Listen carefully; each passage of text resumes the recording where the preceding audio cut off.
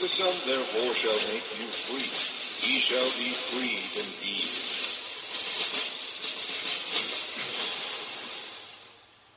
We'd like to welcome you to our current event and weekly Bible study for March 25th, 2012. And today just a kind of a compilation of different current events, mostly split into two sections. The first part we're going to be talking about this executive order that Obama passed this week, which paves the way for them to confiscate anything that they want to confiscate from Americans. It's just one more step closer to the New World Order agenda that they're trying to implement. And then we're going to have a whole separate section on the abortion industry, how they're actually selling aborted baby parts and how they're getting away with it and the loopholes that they're using and how we're going to be recovering that ground that Pepsi or PepsiCo is the actual name, the ones that make Pepsi, but also a lot of other products, that how they're using the company Seminix to aborted fetal cell lines for the purposes of taste enhancement, experimentation, this type of thing, and all of the products that would be implicated in, because I think it's very important we know that. It's definitely one of Satan's devices that few are aware of, and how wicked that company is. And not to say that they have a corner in the market, but they're pretty bad. And then more information on the abortion industry in general. We're going to get into how witchcraft is integrally tied in with the abortion mill. Some of this information I've partially covered, but I'm going to do a more in-depth study on the actual aspect of witchcraft in the abortion industry and how they view that. So, first article entitled Obama Executive Order Paves the Way for Nationalization of the Economy. On Friday, March 16th, so this was, about 9 days ago, Obama issued another unconstitutional executive order. The National Defense Resources Preparedness Executive Order allows the government to confiscate your property without due process under the direction of good old Janet Napolitano and the Department of Homeland Security. Obama's latest executive order demonstrates once again that the executive will continue to violate the Constitution, in particular Article 1, Section 1, which states all legislative powers herein granted shall be vested in the Congress of the United States, which shall consist of the Senate and the House of Representatives. Any exact enactment of a law by the executive is made in excess of jurisdiction and is by definition treason. So, in other words, what they're doing is treason, but, they pretty much at this point feel as though they can get away with anything. The Obama administration's move to update an executive order to allow the governments to seize control of virtually every aspect of society in both emergency and non-emergency situations. And that's the biggest difference between what was on the books and what's going on now. I'll explain that more. It's actually entitled the National Defense Resources Preparedness. Obama signed the executive order late Friday afternoon. Such timing is normally a deliberate ploy to prevent a controversial issue from being picked up by the news cycle. Recall that Obama signed the highly contentious National Defense Authorization Act on New Year's Eve. So they're like little cowardice cockroaches, and they make sure that they do this at the last possible moment, at the last possible second. So the corporate-controlled news media, who wouldn't have covered it anyway, but now they'll have a double excuse not to cover something like that. Under Section 201, the executive order allows the federal government to take control of and to allocate materials, services, and facilities as deemed necessary or appropriate to promote the national defense. So they can take whatever they want as long as it's for the national defense of good old America. And it's delegated to the following agency heads. Number 1, the Secretary of Agriculture. With respect to food resources, they can essentially take food resource facilities, livestock resources, veterinary resources, plant health resources, and the domestic distribution of farm equipment and commercial fertilizer. Number 2, Secretary of Energy. They can essentially take with respect to anything in the form of energy. So anything that evidently someone would have that could generate energy in any way, shape, or form, they can seize it. Secretary of Health and Human Services with respect to health resources. That's a pretty broad definition. They can, in other words, it says with respect, meaning they can take anything that would fall under the classification of health resources. So that's pretty broad. We're going to get a little more into specifics in the next article because this is so broad. But again, when you make things real broad, the interpretation is also very broad. And so that's not good because it's not specific at all. Number 4, Secretary of Transportation with respect to all forms of civil transportation. So they can take any way that you could possibly think about getting around. Cars, trucks, ATVs, you name it. Secretary of Defense with respect to water resources. So evidently if you have like a spring or a well or a lake or a stream or whatever, they can seize that as well. Secretary of Commerce with respect to all other materials, services, and facilities, including construction materials. So it's pretty much anything, anything they want to take for any reason in a non-emergency situation or emergency, as long as they say it's for national defense, well, then they can have it. And you have no right to it, evidently. Although the executive order is an update to the almost identical EO 12919, which was signed by Bill Clinton in 1994, the difference in Section 201B of the new version, the words under both emergency and non-emergency conditions have been added. So in other words, the federal government is claiming the power to seize totalitarian control of the whole economy, even in non-emergency conditions. So they could do it right now and say, well, we have this right. Well, they frameth mischief by a law, as the Bible talks about, and that's what they do. The administration's move to allow an executive order designed for a time of national crisis to be applied in a non-emergency peacetime represents a significant ratcheting up on the Richter scale of martial law.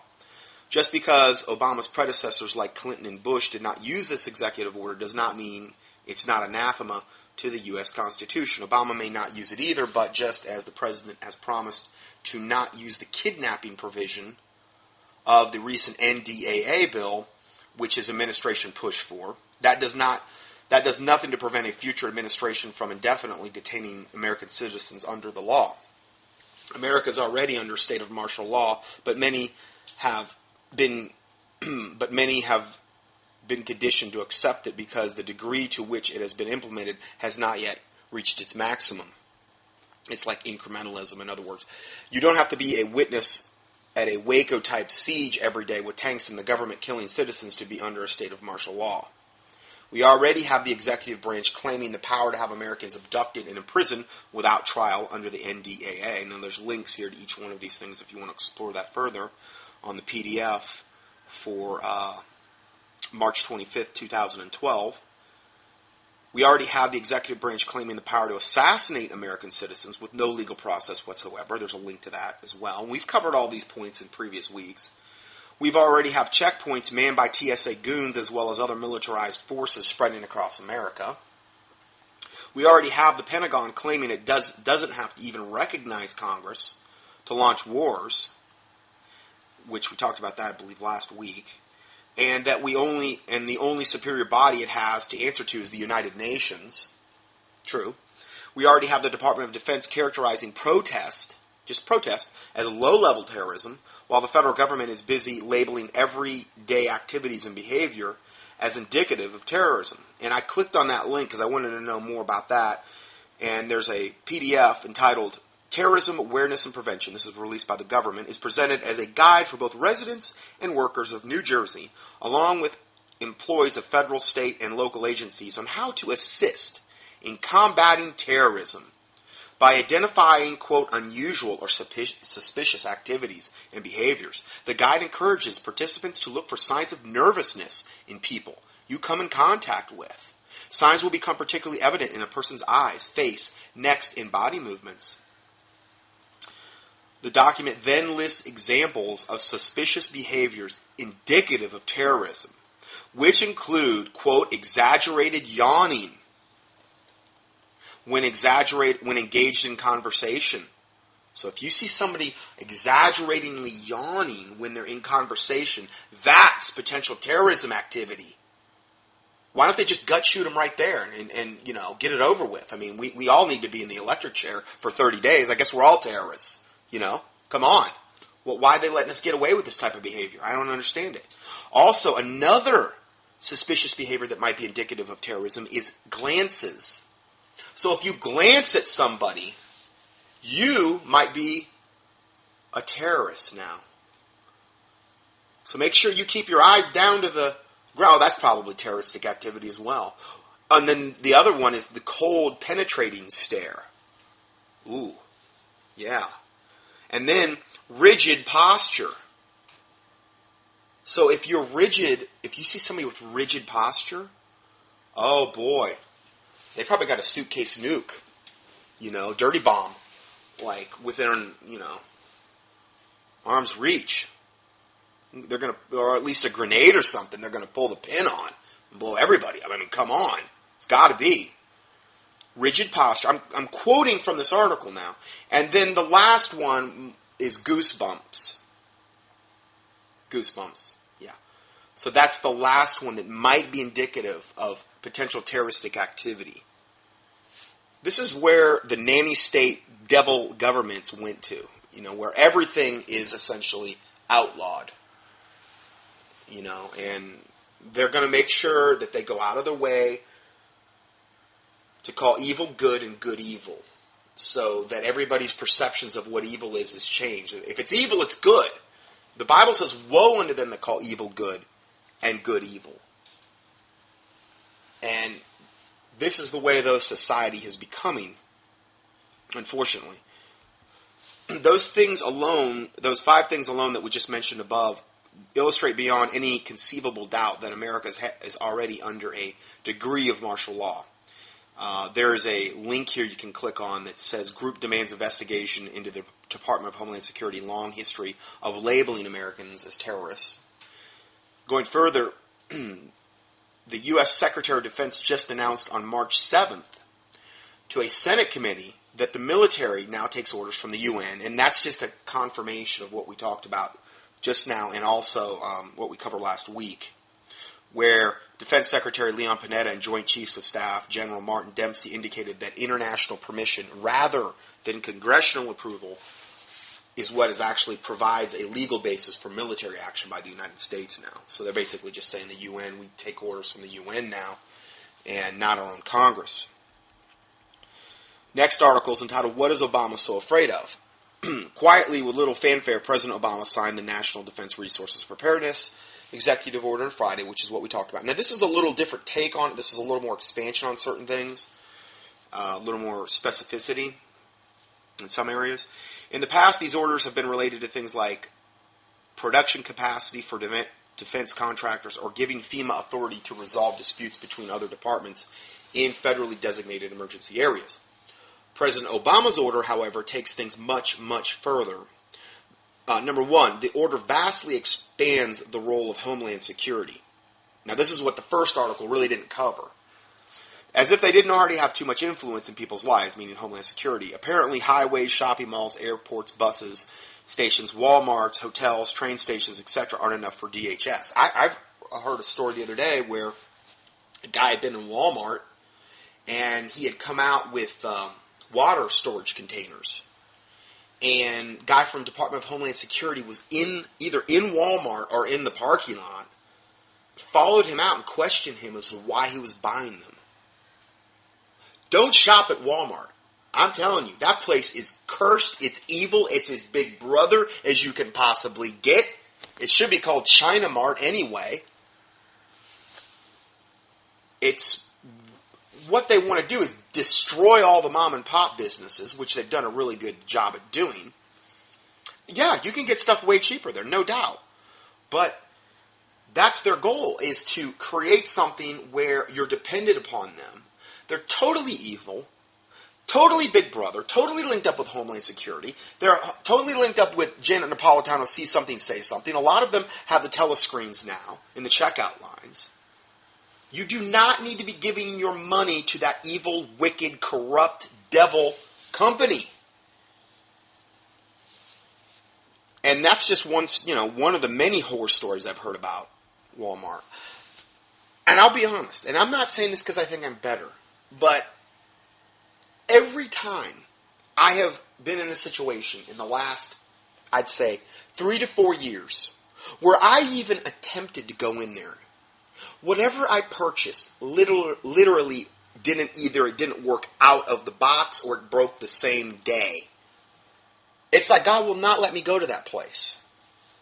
I'm serious. And then that's me. Maybe that hasn't happened to you. I'm just telling you what's happened to me. It's been made abundantly clear to me by God how wicked and evil that place is, and that I am not to go there. I hate going there. I get a very creeped out feeling going there. Not that I'm afraid. It's just that I just feel evil when I go in there. Anyway, I would not go there, to that place. They're intricately linked up with Department of Homeland Security, and that's only going to get worse.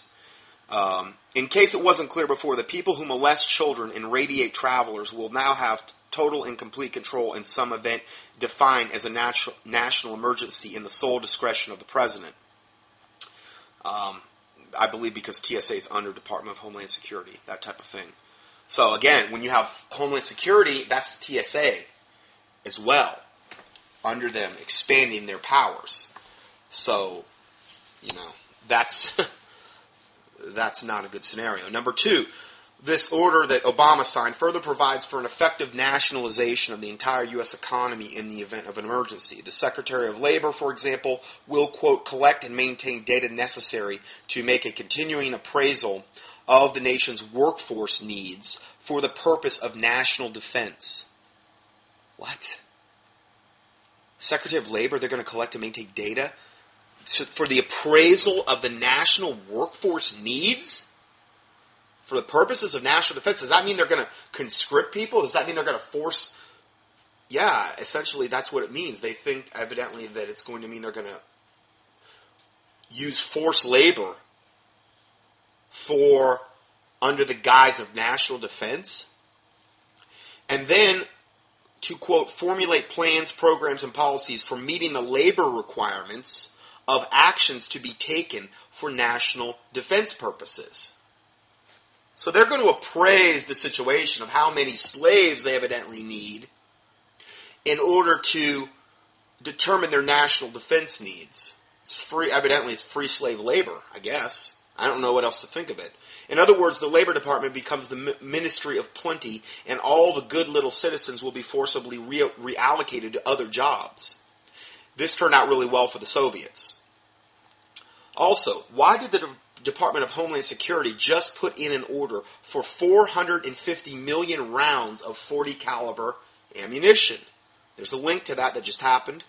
This shocking new defense contract ordered by the Department of Homeland Security to secure a massive amount of ammunition has raised the question of just what are they preparing for?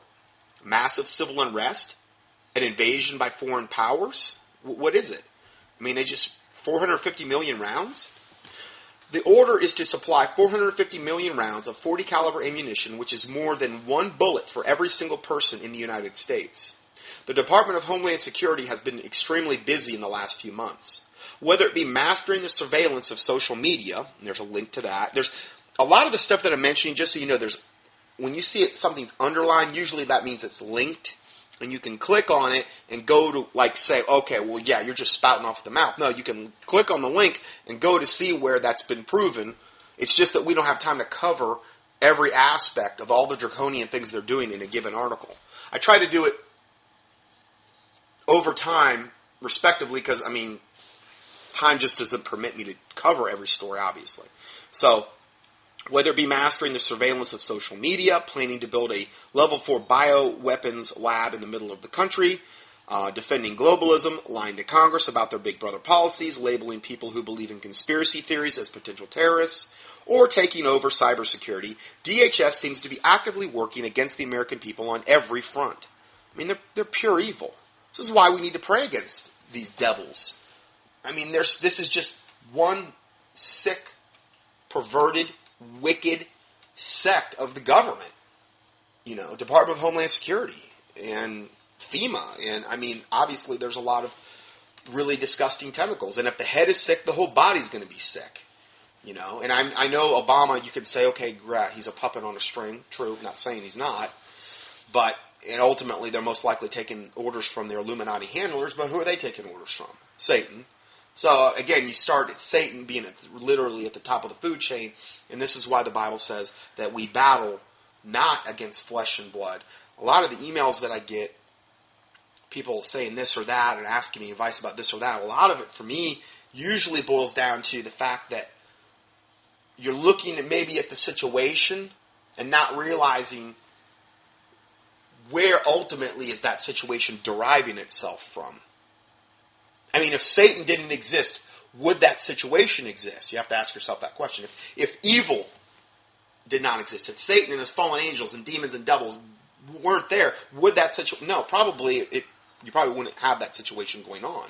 So again, we battle not against flesh and blood, but against principalities, against powers, against the rulers of darkness of this world, against spiritual wickedness in high places. And again, that's why it says to, put on the full armor of God, and that the weapons of our warfare are not carnal, but mighty through the pulling down of strongholds. And those types of verses, then it talks about the sword of the Spirit, which is the Word of God. And you need to just literally start viewing those as literal weapons of your warfare. Because that's how I believe God wants us to really view this war. And this is pure evil. And again, the whole concept of imprecatory prayers in Psalm 64, again. And just key in Psalm 64 in the keyword search box at contendingfortruth.com if you don't understand that concept, because I didn't for a long time. And again, we're not praying that God kill and destroy and exact revenge. That's not the motivation. But as in Psalm 64 says, that when God shoots at them, the wicked, with an arrow, all men shall see and fear and declare the work of God, for they shall wisely consider of His, meaning God's doing. And the righteous shall be glad in the Lord and trust in Him, and all the upright in heart shall glory. Under those circumstances where God's judgment is there and He's judging wickedness, people get saved. Bottom line, look at Ananias and Sapphira in Acts. They were both killed. Whole bunch of people got saved after that. Why? Because great fear fell upon many. And there were, multitudes converted right then. First thing they did is they got together their witchcraft implements and burned them. Their witchcraft manuals and things of this nature, or whatever other things they were using. They knew to do that. And that's an example for Christians. You get saved, you get rid of anything in your possession that is wicked. Anything carnal, worldly, those types of things should be burned preferably, but if not, you need to at least get rid of them, get them out of your house, get them out of your possession, because there's a lot of cursed objects people are holding on to or in their possession of, and it's affecting them adversely spiritually. So I just want to throw that in so that we understand that, we can focus on this executive order and all the other wickedness, but it's ultimately a spiritual battle. And God always preserves a remnant, and you can't, if you get to the point where you're like, well, I give up, the devil's just too great, and, that's not a good place to be mentally, because that's a lack of faith to believe that God can literally protect you no matter what. Faith is the substance of things hoped for and the evidence of things not seen. Without faith, it is impossible to please God. Faith cometh by hearing, and hearing by the word of God. So, hearing the word of God builds your faith. Another thing that builds your faith is when God takes you through a trial where your faith is tested and you use your faith. It's like a muscle. If you don't use it, it tends to atrophy. And that word physiologically means to shrink. So faith is like a muscle, and when you exercise it and use it, it grows. Or when you go through adverse things and God delivers you from those things, your faith will grow. Some good examples that I've had of that is just key in supernatural in the keyword search box at contendingfortruth.com, and it's my supernatural experiences I've had since I've been saved, essentially, of God delivering me or getting me through this or that. And some of those things are pretty heavy duty. I mean, but again, when he takes you through those things, it's only going to build your faith. You're only going to be stronger, and you'll be more ready for the next battle. He'll be able to use you in a greater way. So, going further here, number 3, the purpose of this order, for example, is to take actions necessary to ensure availability of adequate resources and production capability, including services, critical technology for national defense requirements. Now, again, the prudent man foreseeth the evil and hideth himself, but the simple pass on and are punished. So I, as a watchman, I'm trying to give you a warning here, and if you have a way, if you've got whatever, survival gear, whatever you've got, okay, respectively, if there is any way that this can be hidden away, I would say that would be prudent if you could do that. I'm not saying you walk around in fear of man and freaking out about all this stuff, but I'm just saying that what I'm telling you right now is they've got legal grounds now to come in and take anything you've got for essentially any reason that they want to trump up. So, just to kind of bear that in mind, if, I don't know how much more time we have. It's amazing that things haven't degenerated to the point where we're not under total martial law, because this has been going on for years, this stuff I've been reporting on. But it'd be almost incomprehensible for me to think that we're going to get through this year without something really big happening, and particularly with the whole hype about 2012. God's just been very merciful, is all I can say. He's been very merciful. So, the list goes on to list adequate resources for things like, quote, all forms of energy. These are things they can take, including petroleum, gas, both natural and manufactured, electricity, solid fuels, solar, wind, all types of renewable energy, atomic. These are things they can take from you for any reason, essentially. And again, before I gave you kind of a broad, this is more of a specific. Number 2, all usable water from all sources within the jurisdiction of the United States that can be managed, controlled, allocated to meet emergency requirements. 3, all commodities and products that are capable of being ingested by either human beings or animals. I mean, that's any kind of whatever. Anything that can be ingested. 4, drugs, biological products, medical devices, materials, facilities, health supplies, services and equipment required to diagnose, mitigate, or prevent the impairment or improve, treat, cure, and restore the physical or mental health conditions of the population. Can you imagine when this stuff starts to go down and, let's say, the dollar collapses or we have some type of pandemic or, all it's going to take is one of those things really happening, economic, World War III, pandemic, let's say gas prices shoot up to $7 a gallon. I don't know. Any one of those things happening, false flag terrorist event, major earthquake, you could go on and on and on. I've covered these over in the past. There's a lot of different scenarios. Any one of those things are going to shut down, could potentially shut down the transportation of, goods to like the supermarkets and things of this nature. And people with no food, because most people don't have any kind of stockpile of anything at all, or if they do, they have a few days. And let's say of the electrical system, the grid shut, or EMP attack, electricity, no electricity. Okay, well, You got no way to get water now either. Okay, and then also people that are on all these mind-altering meds, like all of the people that are on mental health stuff, like in this pharmakia, you got big fat demons associated with them. And then they all start to go into withdrawal. And America is such a self-centered, now I can only speak to America, okay, but it's such a self-centered society we live in. Now again, I'm not coming down on my listeners, I'm just coming down on America in general, just pointing out the obvious. And all those people that, let's say, they don't have access to their meds anymore. That by itself, I mean, I can't even imagine. We've got dynamics taking place right now that that really have never existed in humanity, where we've got people so dependent upon the government, upon the pharmakia medical industry, upon the now social networking, computers, iPods, all of the stuff that maybe they won't have access to. And as self-centered as humanity is, I can't even imagine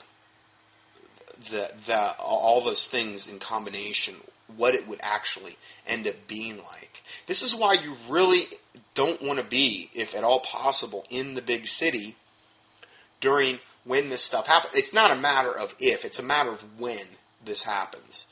And again, you do what God tells you to do, you pray about it, you fast about it. That's the best advice I can give, because it's not cookie cutter. I can't tell you. A lot of people have fled the country, but there's pros and cons to going probably about anywhere. I mean, if you go to a country where Americans are hated, and you're easily identifiable as an American, and you don't speak the language, well, that's not the greatest scenario either. The point is you don't want to do anything motivated by the fear of man.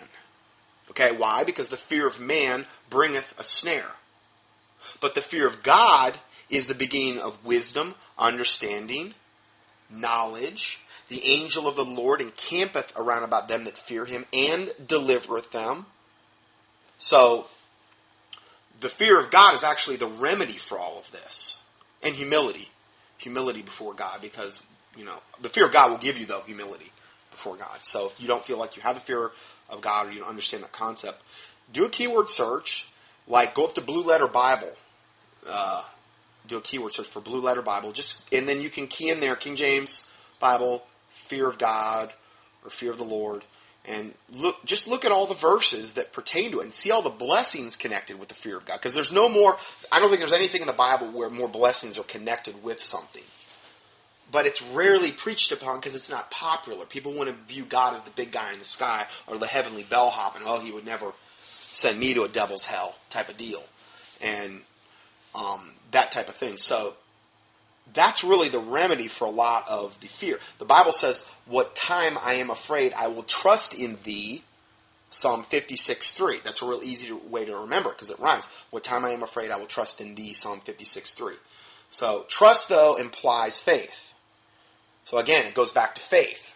It's all interconnected and tied in together. And obviously, if you're not saved, it doesn't matter because you have to have the Holy Spirit living inside you in order to appropriate the faith. So if you're not saved, listening to this, go to contendingfortruth.com, click on the Salvation tab. There's a True Salvation tab. And just listen to that. And really, there's a series of audios because it's just not about being saved. It's about, okay, what happens afterward as well, which is, very, very important. So click on those and listen to those in succession. And that'll kind of walk you through things. Not to say that I'm whatever, that I've got it all nailed down, but I tried to cover a broad area with those teachings regarding salvation, process that happens afterward. So let's go further here. So, what we just mentioned, food, water, energy, medicine, security, all the stuff that human beings need at a basic level to survive, except that Obama's executive order puts all these resources under the control of the government and allocates them exclusively to meet the needs of the government. See, we're viewed as like cockroaches. That's why the chemtrail planes fly over all day and spray us like cockroaches constantly in their zigzag thing. And those aren't contrails, which are what come from a normal jet. Just do a keyword search for contrails. Contrails evaporate. Chemtrails plume and bloom and get bilious, and then it's the cloud cover for the day. Planes don't fly in crisscrossing patterns across the sky through flight patterns like that.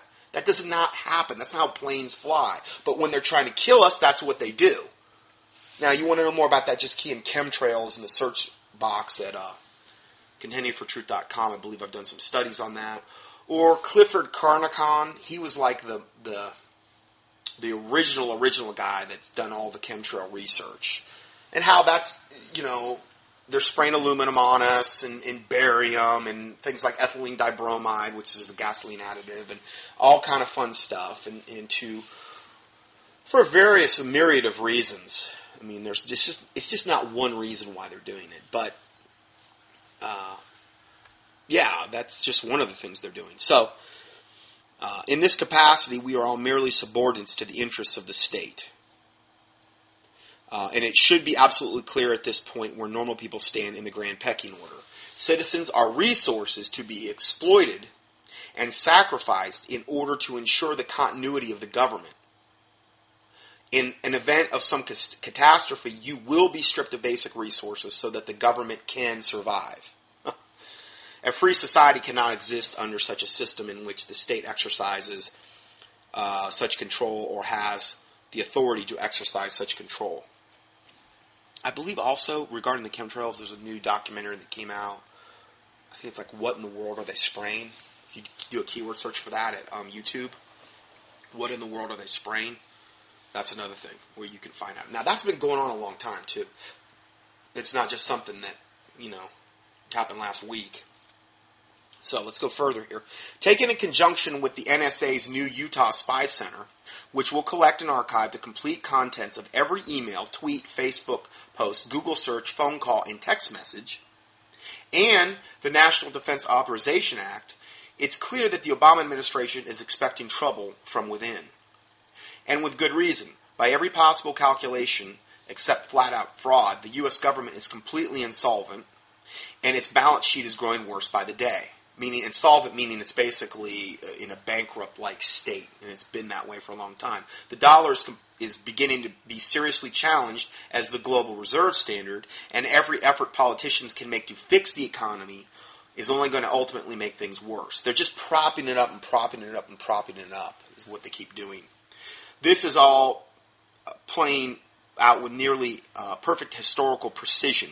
Time and time again throughout history, as once great empires accelerated their declines, governments have taken steps to protect their interests against the people. So, in other words, the handwriting's on the wall here. It's obvious what they're doing. And for somebody to just put their head in the sand like an ostrich and don't pay any attention to it and just act as though none of this even matters is kind of crazy. In the past, they have imposed curfews, disarmed the population, curtailed civil liberties, and declared national emergencies, usually against some great faceless enemy from abroad who threatens their way of life. As it turns out, though, our great faceless enemy is the very people within the system who've taken an oath to support and defend the Constitution of the United States against all enemies, foreign and domestic. So that was the first two articles there that got into this. Now, I've got quite a bit of time. I'm going to go ahead and just start into the next part here. This is horrific. But it is something, again, lest Satan get an advantage of us, for we are not ignorant of his devices. And if we're ignorant of his devices, he can get an advantage of us. And if there's ever been a time where there's been more Satan's devices, it's now. It's the end times. Jesus Christ said, take heed that no man deceive you. And that's going to be the actual, that's one of the greatest descriptors of this time that we've been in, that we're moving into, is deception.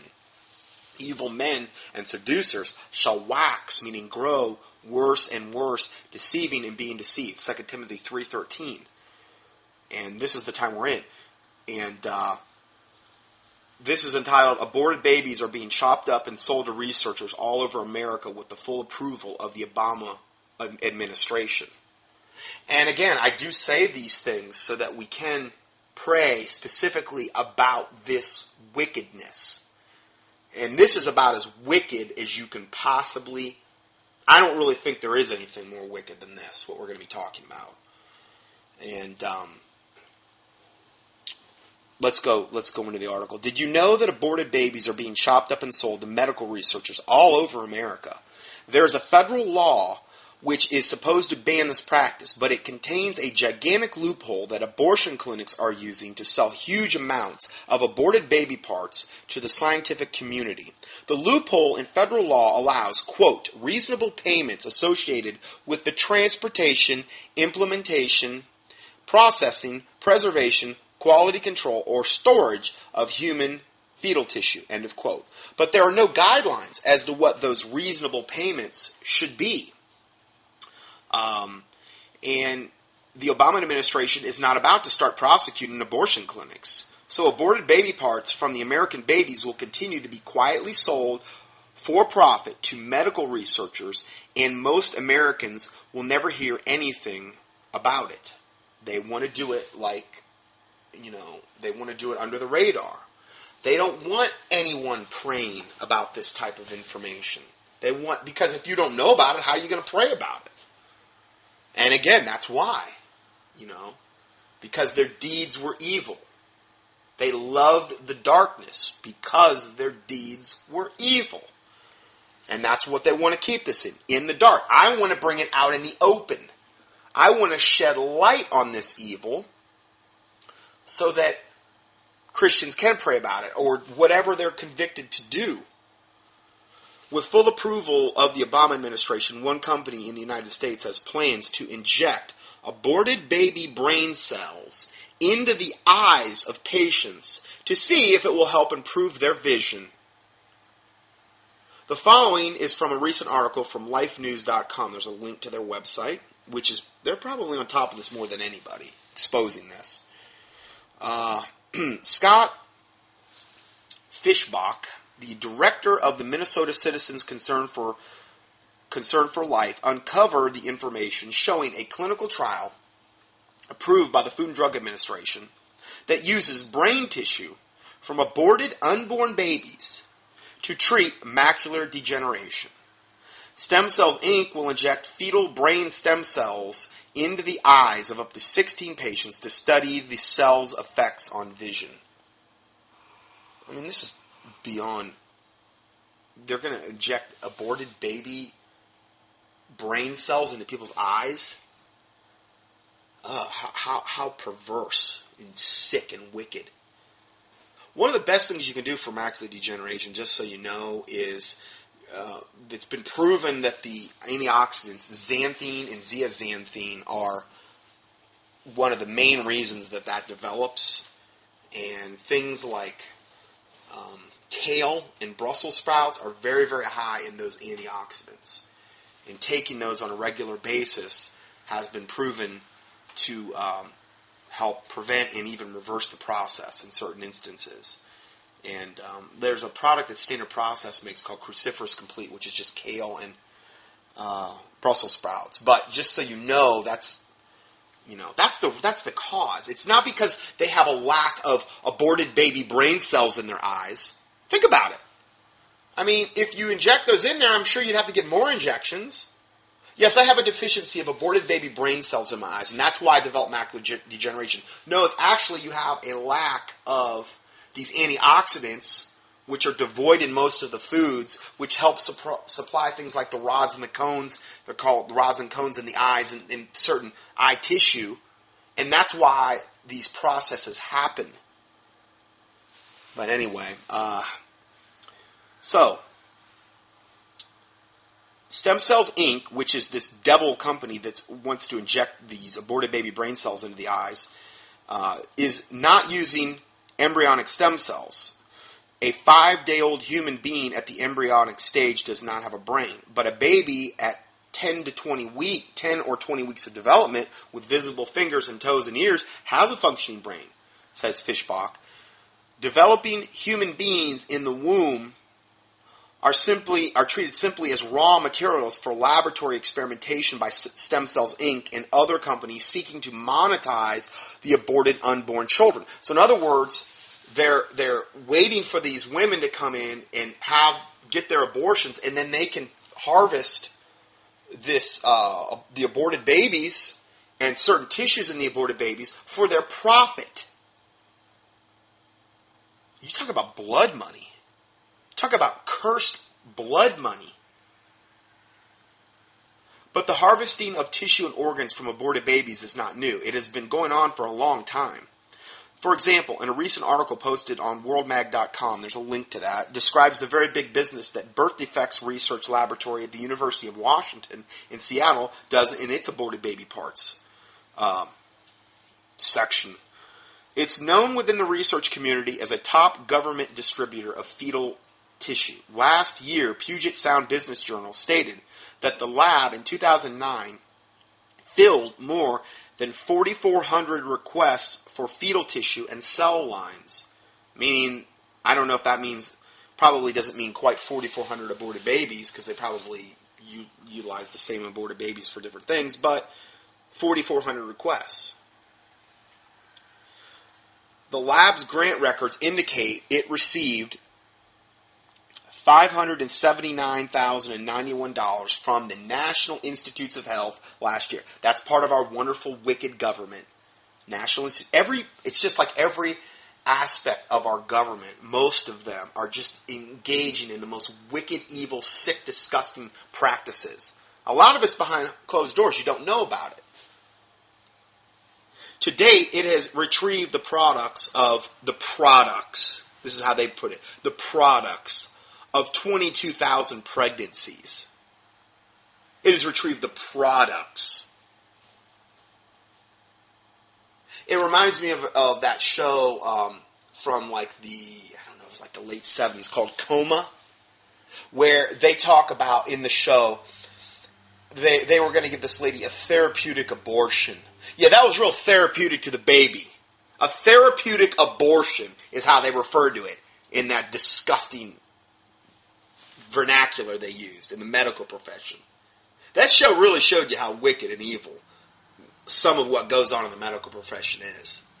I'm not advising watching it, okay? I'm just saying it does, and how they view, well, in this particular case, people in comas like a commodity. And they were actually inducing comas in the show of viable, healthy 20 to 30, whatever year olds, so that they could put them in their coma facility, and then whenever what they were doing in the movie, and this literally goes on in real life, except it goes on a much grander scale, and it relates to this story, is what they do is they showed in the show, okay, we have somebody that needs kidneys in Zurich, Switzerland, or whatever. Okay, bidding process starts now.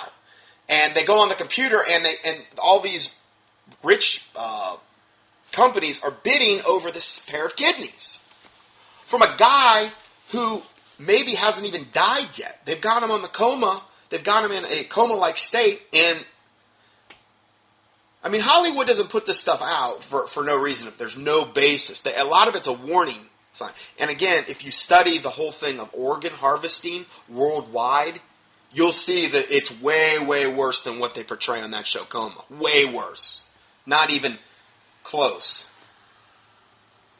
Especially in third world countries where they can really get away with a whole lot more. And then they were showing in one particular scene where, I believe 2 doctors or wherever talking, they were like, yeah, we ought to get $100,000 for those. I don't know if it was kidneys or what. And how they were doing tissue typing and things of this nature, and how they were literally taking people that were healthy, that they had actually created to go in the comas. They had actually been putting carbon monoxide in the gas lines. Now, I'm not saying that happens every day. I'm just saying in this particular scenario, healthy people so that they could have these bodies in there to harvest their organs when the time came for the actual, when the need arose. And the one guy said something to the effect of, some millionaire's kid in Texas is going to get this, and they're going to pay like $100,000 for it. And okay, let's say the medical facility pays that much for it, but they might charge $1 million. Well, that expression, money talks. And a lot of the very, very rich, elite, wealthy are the ones that have access to this type of things. And it goes on every day. And this is just an extension of that, except this is even worse, what we're talking about now.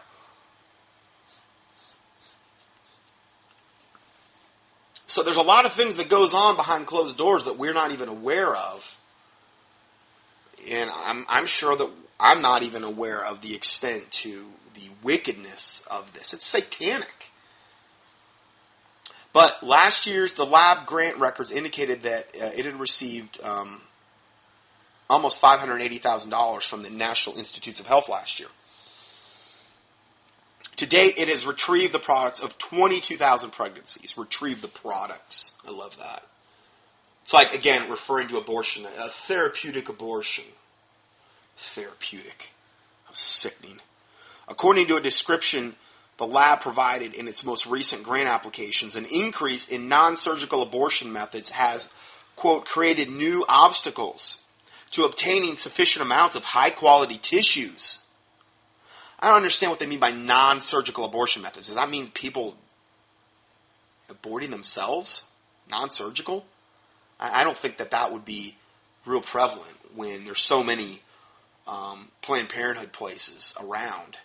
And I mean, the bottom line is they're making money off the actual carcasses, essentially, of these innocent little babies. So, to me, I'm surprised they don't do a lot of this stuff for free. I mean, because who knows how much they're making off the aborted babies. The abortion clinics. If you have an abortion center in your town or wherever you may live, I don't know of any place on planet Earth where more wickedness is going on than that. I don't see it. And then it goes on to say, to overcome these problems and meet increasing demand for, I guess, the aborted innocent little babies, the laboratory has developed new relationships with both local and distant clinics, meaning abortion clinics. New relationships. I just pray God rain down his fury on this wicked, sick, disgusting, satanic from the pit of hell industry. I mean, just fire and brimstone. Whatever it takes, God. There is no greater wickedness on planet Earth than I believe this. When you destroy little innocent babies in the womb and make merchandise of them and try to do it under these and have this smug, almost sanctimonious attitude, like it's a woman's right to choose. How dare you? You're so unsophisticated, you're so uneducated, and all this other stuff. And like they're so much better. I don't know what the punishment in hell for all this is going to be for these people that do this. But it is going to be beyond anything any of us could possibly comprehend. Guaranteed. And I don't mean I'm saying that because I think I'm perfect. I'm just saying that. This is as bad as it gets. So once again, it is supposed to be against federal law to buy aborted baby parts from abortion clinics. But this problem is avoided by taking advantage of the loophole that allows for reasonable payments associated with the transportation, implantation, processing, preservation, quality control, or storage of human fetal tissue.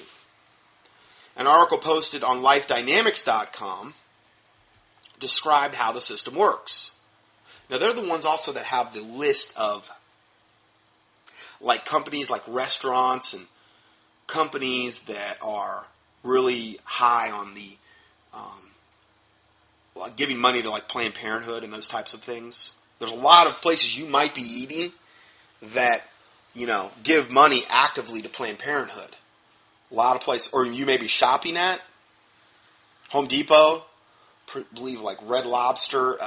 There's all kind. They've got a whole pamphlet they can send you. And there's a link here, but it's lifedynamics.com. I believe they've got the whole listing of places. So, an article posted on lifedynamics.com, how the system works is, number one, baby parts, the wholesaler, this is how this sick, twisted thing all transpires, how they make it legal-like. A baby parts wholesaler enters into a financial agreement with an abortion clinic, in which the wholesaler pays a monthly, quote, site fee to the clinic. For this payment, the wholesaler is allowed to place a retrieval agent inside the clinic where he or she is given access to the corpses of children killed there and a workspace to harvest their parts. In most cases, this retrieval agent is an employee of the wholesaler. In other instances, the retrieval agent is a clinic employee who was trained by the wholesaler. You understand what I just said there? So the people that want to buy the aborted babies, they put their employee in the clinic, who's referred to as the retrieval agent. They retrieve the dead baby, and they're given access to the dead babies and a workspace in the abortion clinic to harvest their body parts. In most cases, this retrieval agency is the ploy of the wholesaler. In other instances, the retrieval agent is a clinic employee who was trained by the wholesaler. So it might be, maybe they're actually part of the clinic, maybe they're not. I don't know, but it really doesn't matter. It's the same wickedness.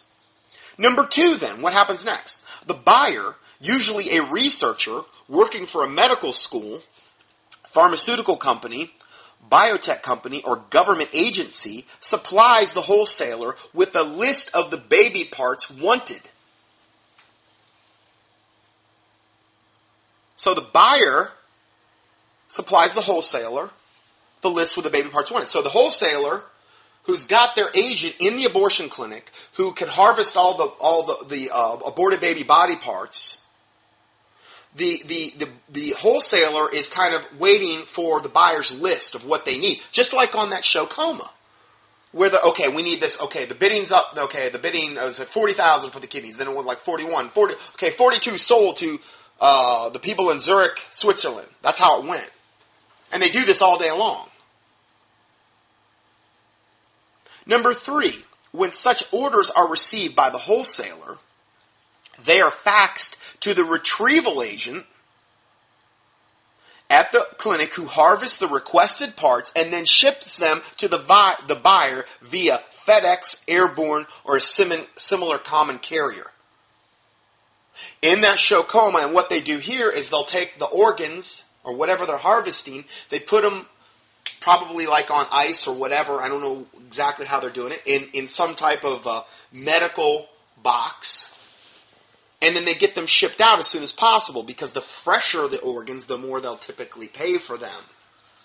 That's how it goes with this stuff.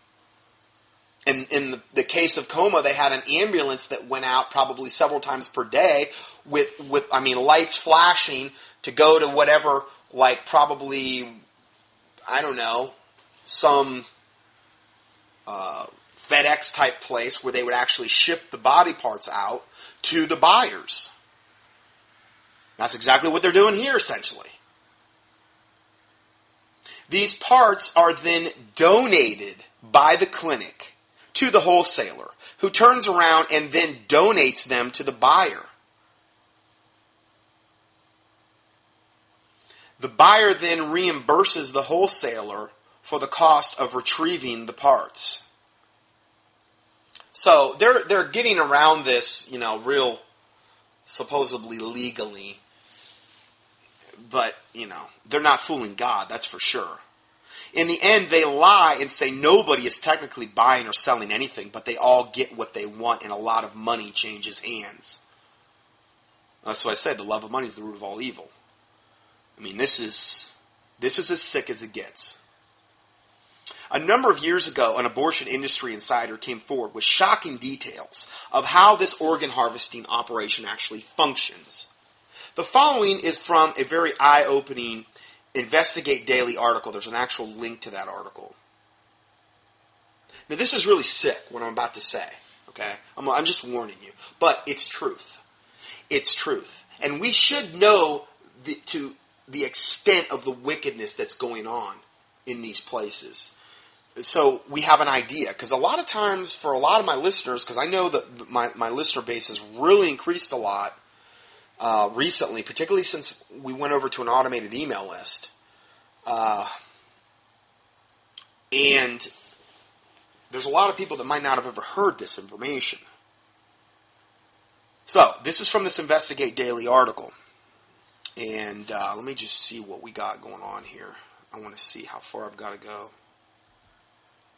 Yeah, I'm going to try to get through this, and then we'll break and go to part 2. Okay, it was an interview that shocked America. An insider spilled the beans on a massive malpractice to a reporter at ABC's 2020. I'm really surprised they covered this.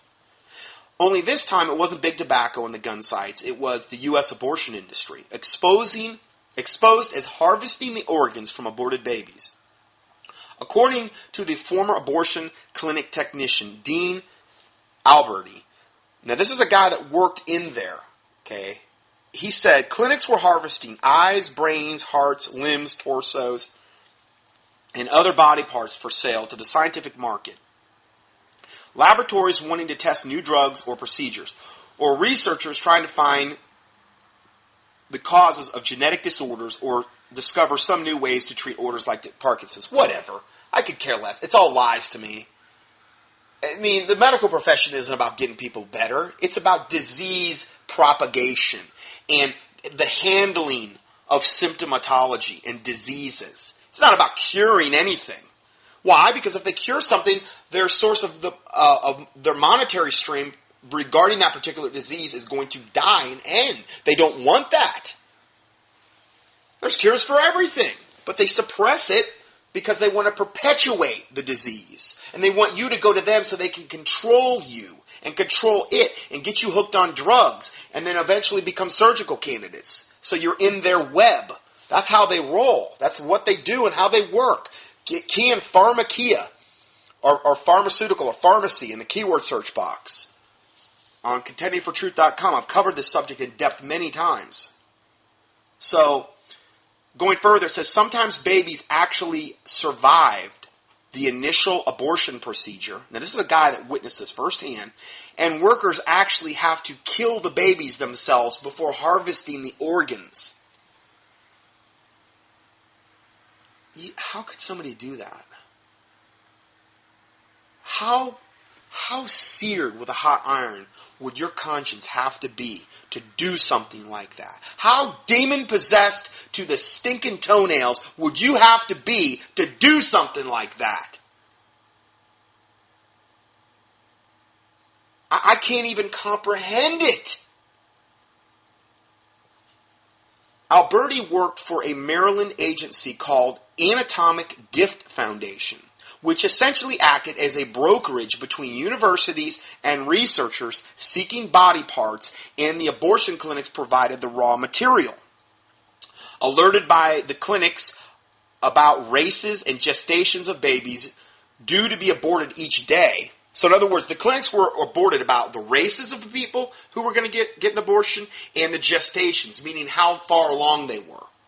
They were alerted each day so that they had like a heads up.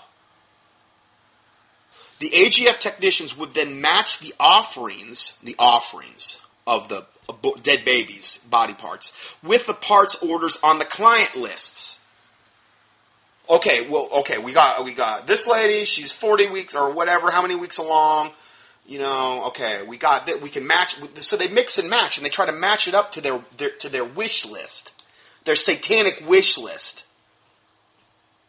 The AGF technicians would then match the offerings with the parts ordered on their client lists. Alberti and his colleagues would turn up at the abortions that offered the best donor prospects to begin dissecting and extracting what they needed before decay set in.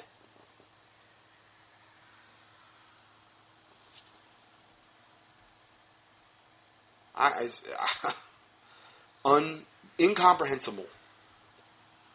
He goes on to say we would have a contract with an abortion clinic that would allow us to go in to procure fetal tissue for research. We would get a generated list each day to tell us what tissue researchers, pharmaceuticals, and universities were looking for. Then we would go and look at the particular patient charts. We had to screen out anyone who had STDs, meaning sexually transmitted diseases, or fetal anomalies. These had to be the most perfect specimens we could give the researchers for the best value, what we could sell for. Only the best, highest quality aborted baby body parts will do, evidently, according to these devils. We were taking eyes, livers, brains, thymuses, and especially cardiac blood. Isn't that funny? They're so focused on the blood. Even blood from the limbs that we would get from the veins, he said. Why? Probably to a lot of Satanists that were actually on that buyer list. Because there's a ton of them that work in the medical field. There's a ton of them that work at these universities. Who do you think would be at the top of these types of companies that would do things like this? And they put this veneer on themselves like we're so professional and we're so medically oriented. We wear the white jackets with the magic prescription pads. How dare you question us? You're not getting anything beyond God. Nothing. Many of those people, and there's a huge number of Satanists and occultists working in those fields and at the top of those companies. How do you think they got there? They sold their soul to Satan in order to get there much of the time. Why would they be so... isn't that funny how when you talk about black masses, the highest sacrifice, the most desirable sacrifice in black masses are newborn infants, essentially. And what do? They slit their throat open and they drain their blood and they drink it during those masses. I wonder if that has anything to do with this. I'm sure there's no correlation between the two. Alberti told of seeing babies wounded but alive after the abortion procedures. And in one case, a set of twins still moving on the table. When clinicians from the AGF began dissecting the children to harvest their organs, the children, he said, were cuddling each other.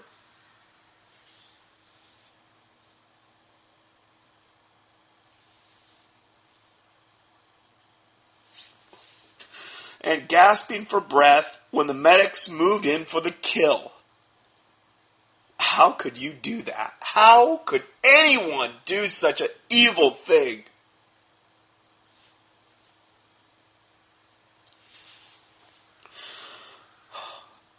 That's got to be the most wicked thing I think I've ever read in my life. Oh, my word, this is so sickening. But is it better we don't know about it? And that this goes on in privacy and we're comfortable in our homes and...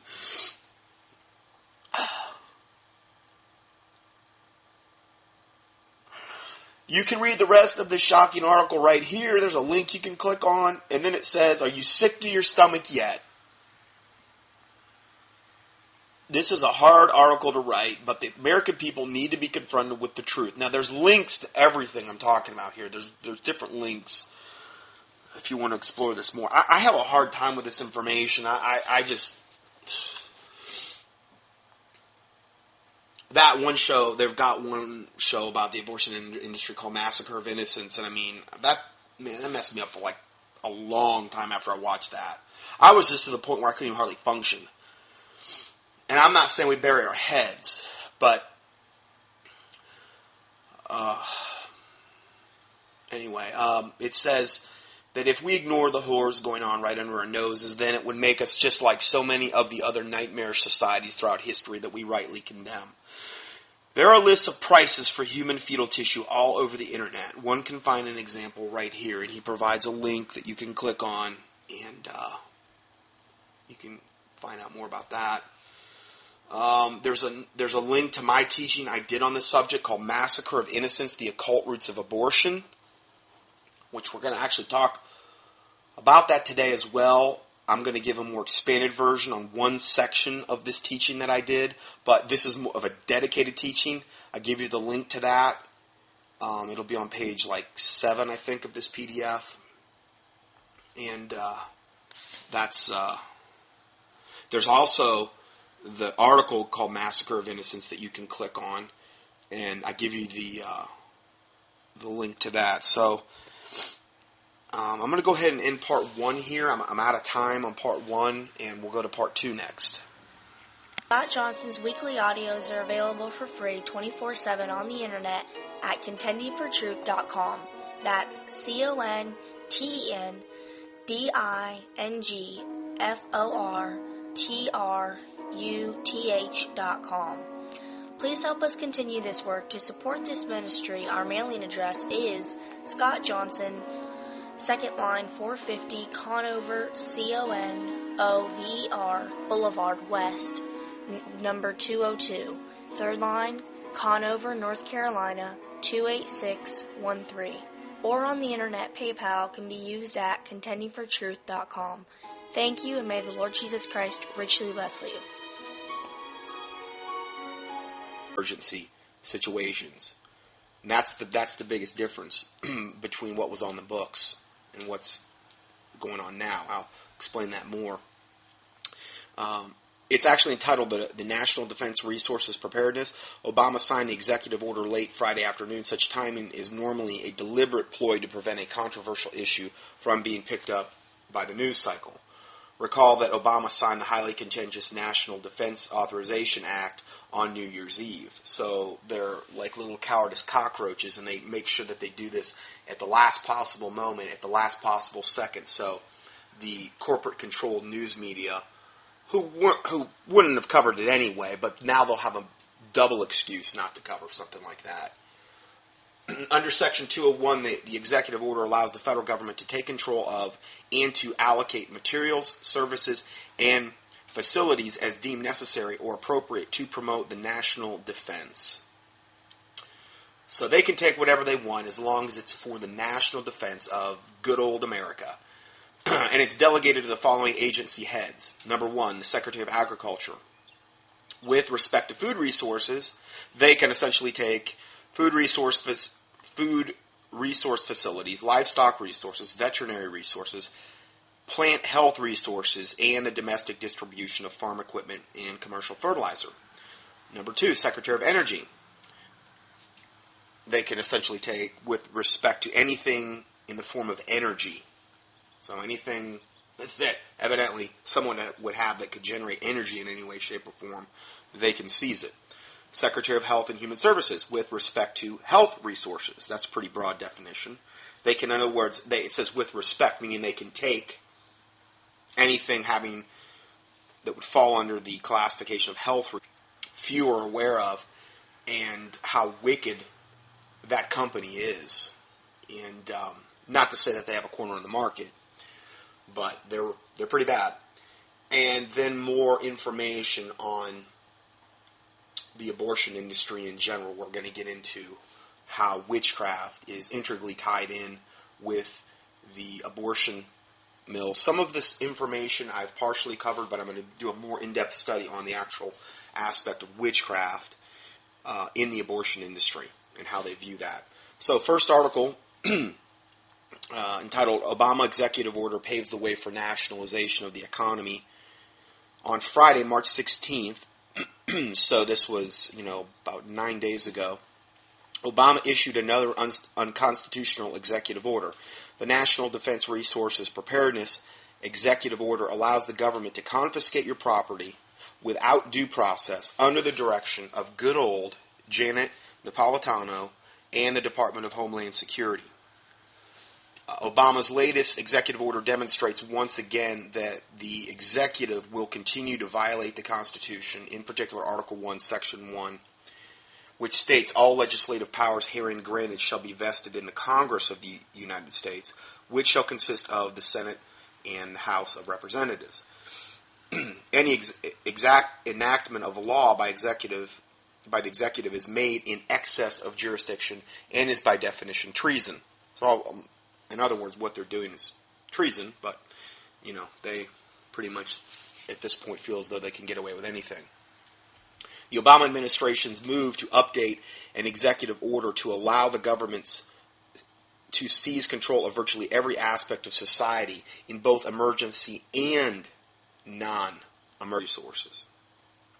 So, that's a pretty broad. We're going to get a little more into specifics in the next article because this is so broad. But again, when you make things real broad, the interpretation is also very broad. And so that's not, good because it's not specific at all. Number 4, Secretary of Transportation with respect to all forms of civil transportation. So they can take any way that you could possibly think about getting around. Cars, trucks, ATVs, you name it. Secretary of Defense with respect to water resources. So evidently if you have like a spring or a well or a lake or a stream or whatever, they can seize that as well. Secretary of Commerce with respect to all other materials, services, and facilities, including construction materials. So it's pretty much anything, anything they want to take for any reason in a non-emergency situation or emergency, as long as they say it's for national defense, well, then they can have it. And you have no right to it, evidently.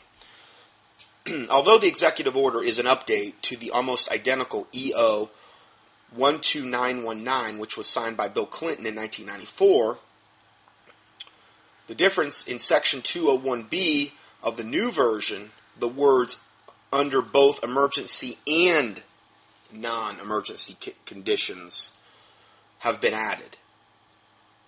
So in other words, the federal government is claiming the power to seize totalitarian control of the whole economy, even in non-emergency conditions. So they could do it right now and say, well, we have this right. Well, they frameth mischief by a law, as the Bible talks about, and that's what they do. The administration's move to allow an executive order designed for a time of national crisis to be applied in a non-emergency peacetime represents a significant ratcheting up on the Richter scale of martial law. Just because Obama's predecessors like Clinton and Bush did not use this executive order does not mean it's not anathema to the U.S. Constitution. Obama may not use it either, but just as the president has promised to not use the kidnapping provision of the recent NDAA bill, which his administration pushed for, that does nothing to prevent a future administration from indefinitely detaining American citizens under the law. America is already under a state of martial law, but many have been conditioned to accept it because the degree to which it has been implemented has not yet reached its maximum. It's like incrementalism, in other words. You don't have to be a witness at a Waco-type siege every day with tanks and the government killing citizens to be under a state of martial law. We already have the executive branch claiming the power to have Americans abducted and imprisoned without trial under the NDAA. Now, there's links here to each one of these things if you want to explore that further on the PDF for March 25th, 2012. We already have the executive branch claiming the power to assassinate American citizens with no legal process whatsoever. There's a link to that as well. And we've covered all these points in previous weeks. We've already have checkpoints manned by TSA goons as well as other militarized forces spreading across America. We already have the Pentagon claiming it doesn't have to even recognize Congress to launch wars, which we talked about that, I believe, last week. And that the only superior body it has to answer to is the United Nations. True. We already have the Department of Defense characterizing protest, as low-level terrorism, while the federal government is busy labeling everyday activity.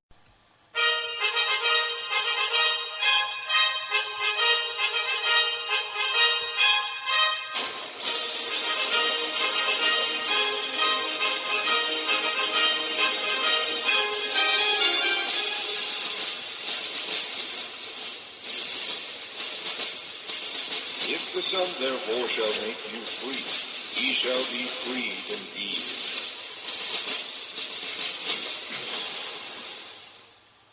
We'd like to welcome you to our current event and weekly Bible study for March 25th, 2012. And today just a kind of a compilation of different current events, mostly split into two sections. The first part we're going to be talking about this executive order that Obama passed this week, which paves the way for them to confiscate anything that they want to confiscate from Americans. It's just one more step closer to the New World Order agenda that they're trying to implement. And then we're going to have a whole separate section on the abortion industry, how they're actually selling aborted baby parts and how they're getting away with it and the loopholes that they're using and how they're actually, we're going to be recovering that ground that Pepsi or PepsiCo is the actual name, the ones that make Pepsi, but also a lot of other products, that how they're using the company Seminix to aborted fetal cell lines for the purposes of taste enhancement, experimentation, this type of thing, and all of the products that would be implicated in, because I think it's very important we know that. It's definitely one of Satan's devices that